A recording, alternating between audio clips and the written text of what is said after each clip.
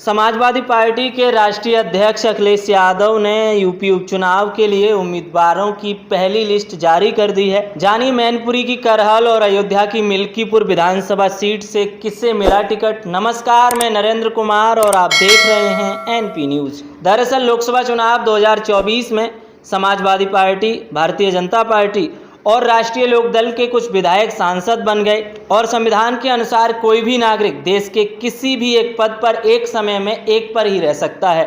यानी कोई भी भारतीय नागरिक किसी भी पद पर एक समय में सिर्फ एक ही पद पर ड्यूटी कर सकता है और उसके अनुसार ही जिन पार्टियों के विधायक सांसद बने उन्होंने उन विधानसभा सीटों से इस्तीफा दे दिया जिनसे वो 2022 के विधानसभा चुनाव में विधायक चुनकर आए थे।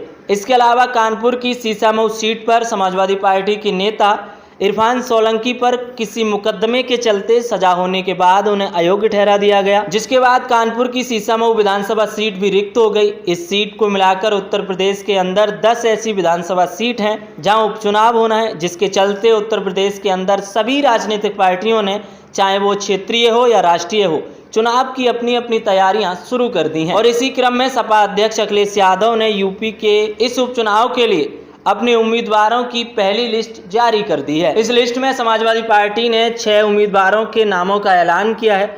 अखिलेश यादव की करहल विधानसभा सीट से समाजवादी पार्टी ने तेज प्रताप यादव को टिकट दिया है। अयोध्या की मिल्कीपुर विधानसभा सीट से अजीत प्रसाद को टिकट दिया है।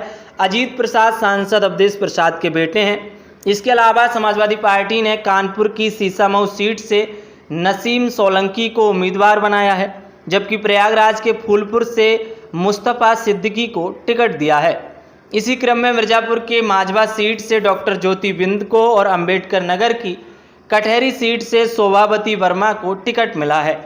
समाजवादी पार्टी ने 6 में से 4 उम्मीदवार पिछड़े और दलित उतारे हैं, जबकि 2 सीटों पर मुस्लिम उम्मीदवारों को टिकट दिया है। आपकी जानकारी के लिए बता दूं कि यूपी की इन 10 विधानसभा सीटों पर साल के अंत में उपचुनाव होने हैं। सपा ने अभी 6 सीटों पर नाम फाइनल किए हैं, जबकि मीरापुर, कुंदरकी, गाजियाबाद सदर और अलीगढ़ की खैर सीट पर उम्मीदवारों के नाम होल्ड कर दिए हैं। सपा ने जिन 6 सीटों पर अपने उम्मीदवारों के नाम की घोषणा की है उनमें से 2 सीट ऐसी हैं जहां पर बीजेपी ने 2022 के विधानसभा चुनाव में जीत हासिल की थी। ये 2 सीट फूलपुर और माजवा हैं। इन सीटों पर सपा की गठबंधन साथी कांग्रेस भी अपनी दावेदारी पेश कर रही थी। ऐसे में देखना दिलचस्प होगा कि बाकी की 4 सीटों पर क्या फैसला आएगा। बीते दिनों खबर भी आई थी कि यूपी कांग्रेस के प्रदेश अध्यक्ष अजय राय अपने बेटे शांतनु राय को सियासत में लॉन्च करने की तैयारी में जुटे हुए हैं। शांतनु राय का नाम उपचुनाव में संभावित प्रत्याशियों की लिस्ट में भी शामिल बताया जा रहा था।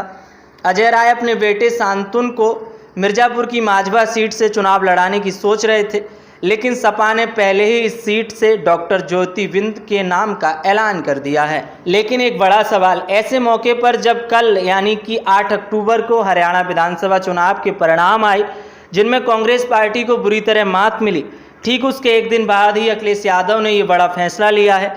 ऐसे में क्या अखिलेश यादव यूपी में कांग्रेस के साथ गठबंधन नहीं चाहते? अगर हाँ, तो क्या लोकसभा चुनाव 2024 की तरह ही टिकट को लेकर यूपी उपचुनाव में भी अपनी शर्तों के अनुसार ही सीटों का बंटवारा करेंगे? बाकी अखिलेश यादव के इस फैसले को लेकर आप क्या सोचते हैं? कमेंट बॉक्स में अवश्य बताइएगा और देश दुनिया की तमाम बड़ी खबरों और अपडेट्स को देखने के लिए देखते रहिए एनपी न्यूज़। धन्यवाद।